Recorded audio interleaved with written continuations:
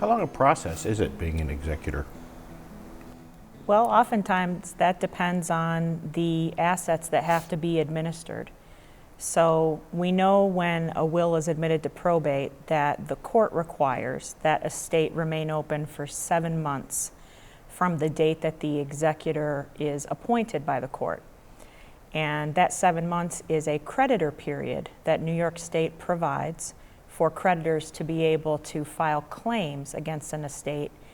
And oftentimes we really don't see that kind of formal claim filing because usually the executor knows what the bills were. There's a funeral bill, there are maybe some credit card bills or medical bills, but the length of time can often be different depending on, as I said, what kind of assets might be involved. If you have a house to sell in an estate, for example, it might take several months to sell a house and have it ready for sale.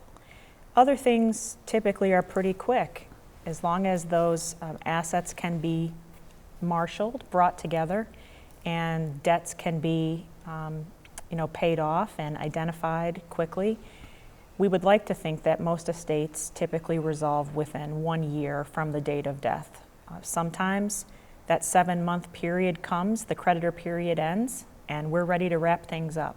Other times estates might take a little longer, as I said, depending on a business to deal with, a house to sell, or an unfortunate situation, heirs that might not be getting along in some way, shape, or form. But And one of the items, of course, that needs to be taken care of, and one of the reasons why it almost always takes a year, is somebody has to file the income tax returns for the decedent as well as for his or her estate.